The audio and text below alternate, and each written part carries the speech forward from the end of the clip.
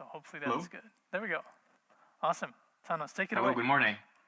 Thank you so much. It is great to be back, this time online. Unfortunately, again, like Gavin, I'm between classes. Um, it will be awesome if I was there to meet with all you guys and talk about VR work. Um, Nonetheless, we'll talk today. I tried to shrink this talk in 15 minutes and um, again talk about our work in brain-computer interfacing and neurorehabilitation and how we actually utilize virtual reality in order to augment brain-computer interfacing. Since it's a VR venue, I would like to start first maybe with a brief introduction on what I mean by brain-computer interfaces. And what I mean specifically is non-invasive electroencephalography-based brain-computer interfaces, which is basically overall a technology that involves the communication between the brain and the external devices. So we basically bypass the central nervous system, and we can issue commands to external systems. Now, BCIs in rehabilitation, they actually help restore motor function. We have more than 10 years of evidence concerning the impact of restorative BCIs in rehabilitation. They actually help to promote neuroplastic changes to patients' brain. And obviously, especially for patients, they don't have active movement to interact physically with a virtual environment. They help actually to be focused in repetitive tasks. And being a closed loop system, it actually helps provide feedback to the patients, and it actually helps closing what we say the intention action perception loop, which is affected after stroke. Now, when using a BCI, the patient basically is attempting or imagining a movement, and we capture this intention through the electroencephalographic signals, and then we decode this activity and we in real time. And these motor intention or imagery actually induces some rhythmic activities over the sensory motor cortices of the patient. And this activity, we usually call it the alpha or the beta event-related desynchronization. And this modulation of the sensory motor rhythms, they actually have been shown to correlate with the actual motor recovery of the patient. Can you hear us? Thanos, can you hear us? Sorry. I don't know if you have your slides shared. Do you want to share them? Oops, I'm sorry. I thought it was awesome. Yeah, sorry. we knew you were saying something really visually interesting, so weren't sure. I apologize for that.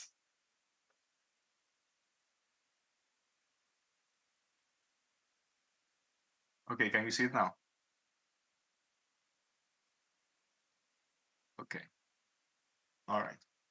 So maybe I go a step back. Again, I would like to introduce this interface loop.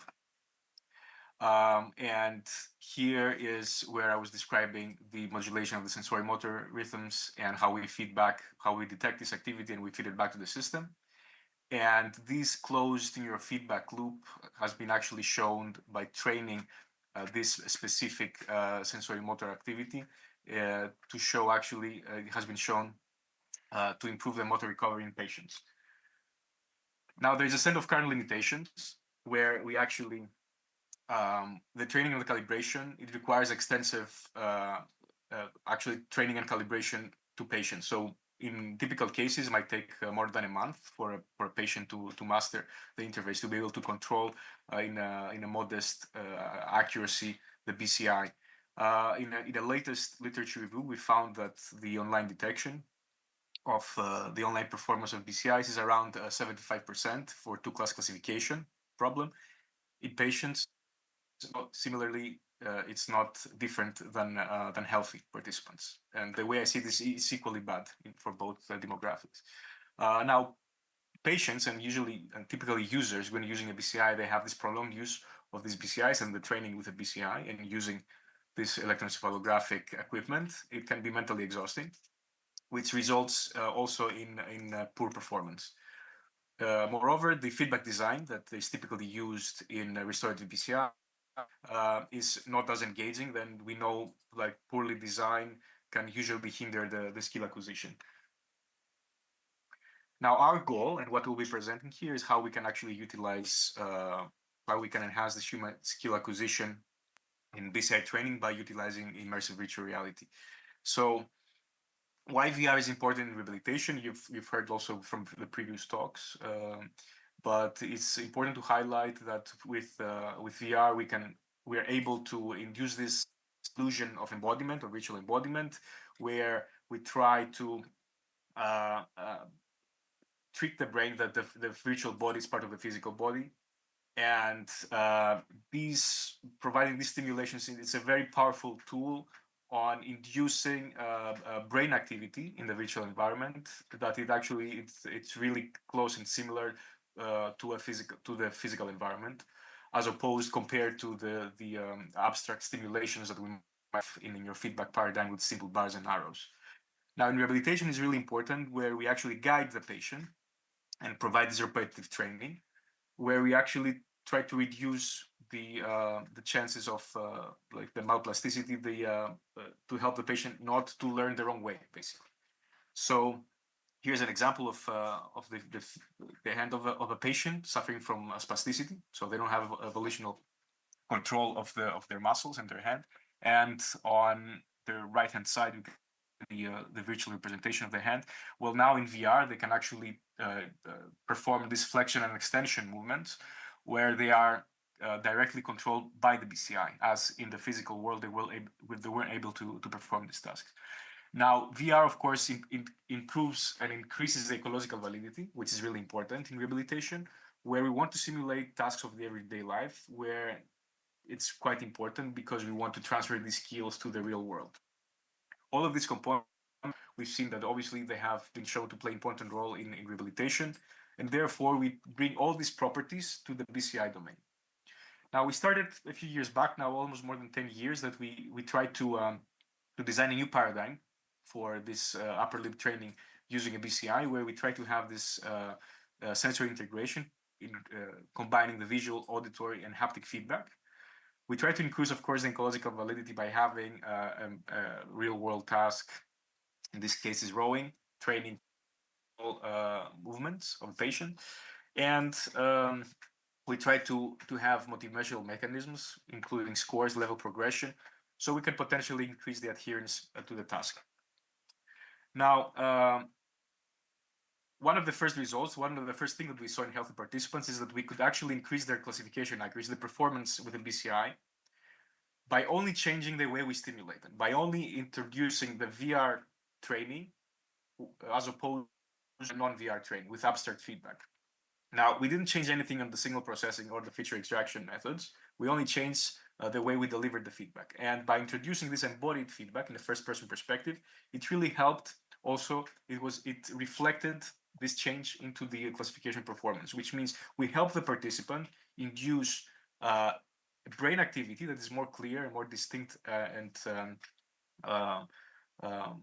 more consistent over time, that it helps in return the machine learning layer to distinguish these patterns, and that results in a better classification accuracy.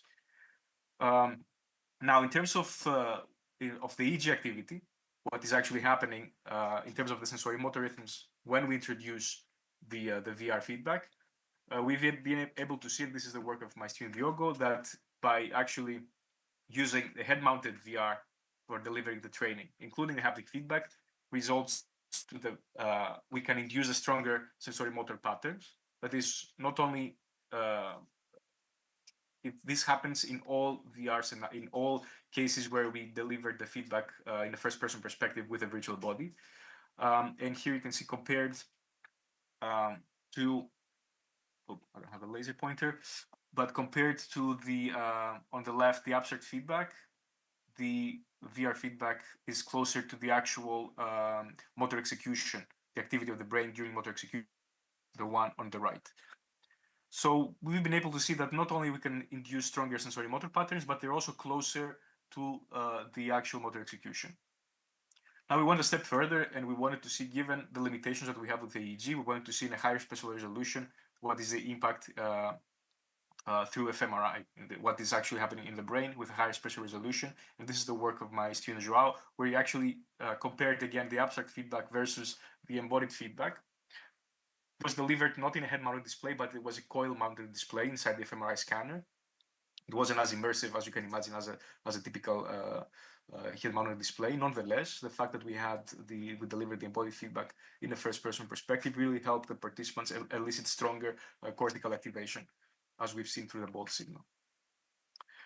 So far, we've been able to see all of these years, we've seen the impact of the embodied feedback delivered through VR in terms of the classification accuracy and the brain activity, both in EEG and fMRI.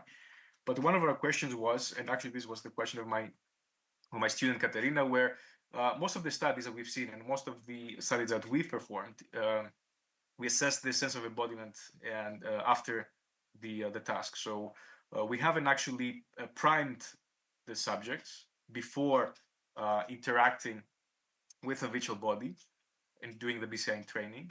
So we don't know if they are embodied or not before even starting the training. So we hypothesized and we said, let's try to create these conditions where we first embodied the participants and then they do the BCI training in the virtual environment.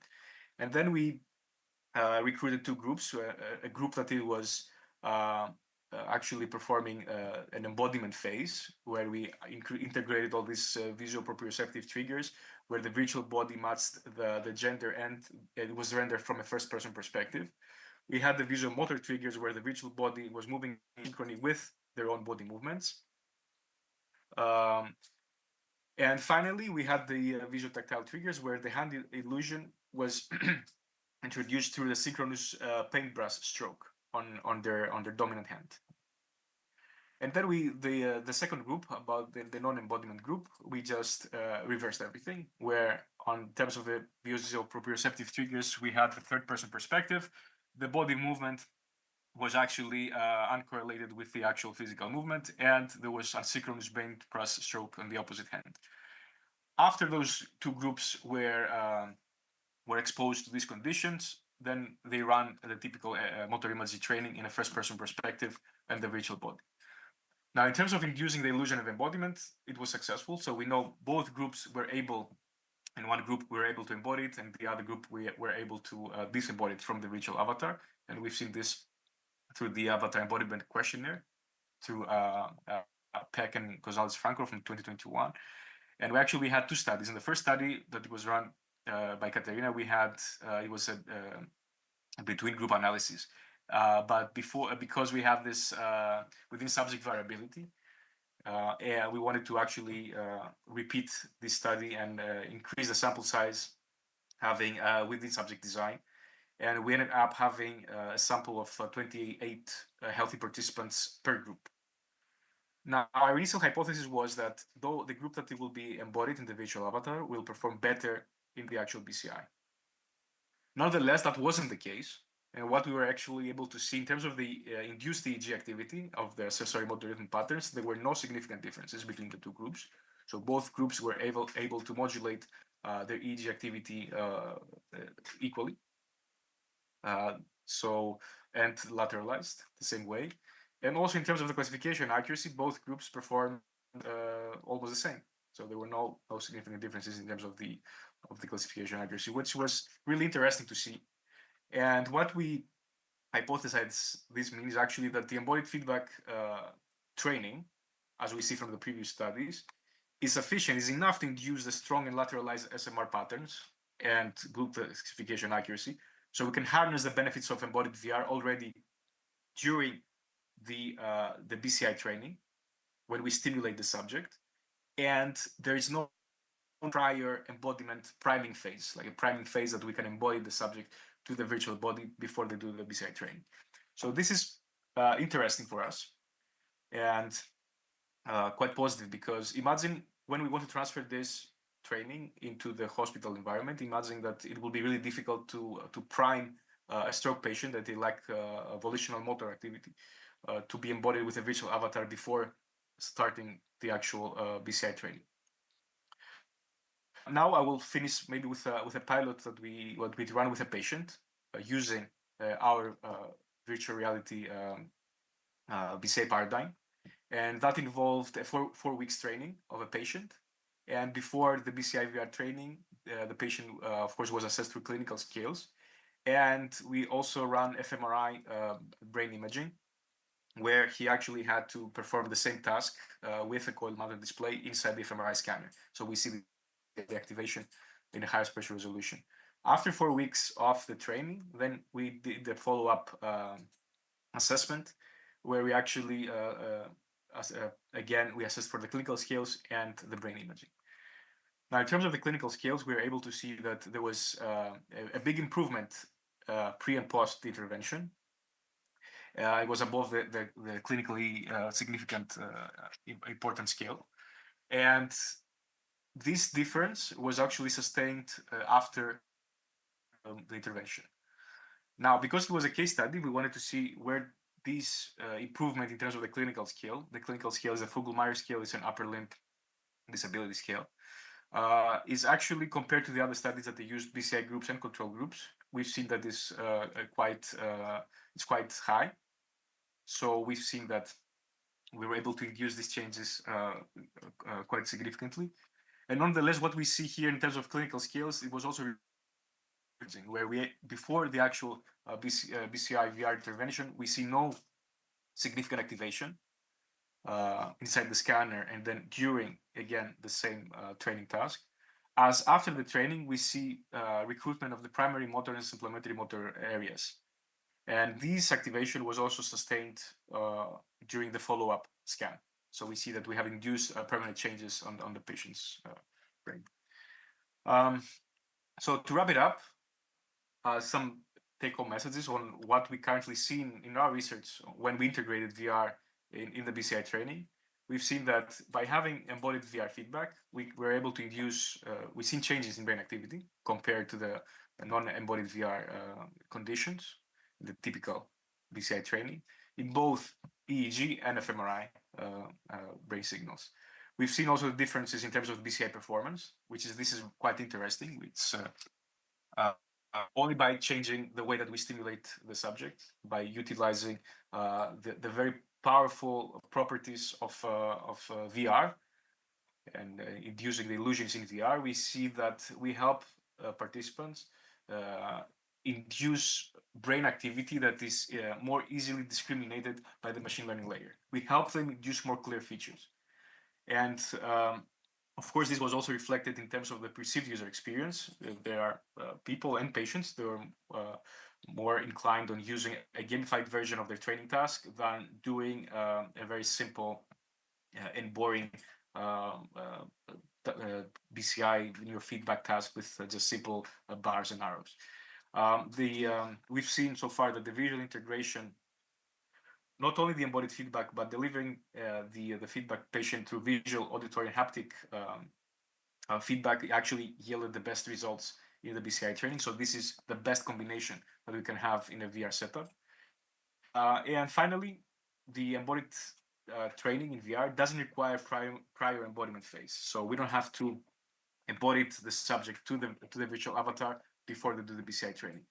By delivering the feedback, the training feedback with embodied VR in first-person perspective is sufficient to induce strong sensory motor rhythms and result in good BCI performance, which is excellent because then when taking this technology to the clinic, we don't have to put patients that they have no active movement to perform embodiment phases before the training. And so far this is an ongoing study with patients with clinics that we're collaborating, but we see that embodied VR feedback with BCI, we're able to drive motor network recovery in severe cases of stroke patients, especially those that they are on the chronic phase and they have reached a plateau in terms of their clinical progression. So I will wrap it up here. Thank you so much for the invitation. And I will be happy to answer. I know that we have any questions. I will be happy to answer any questions through emails. So thank you so much.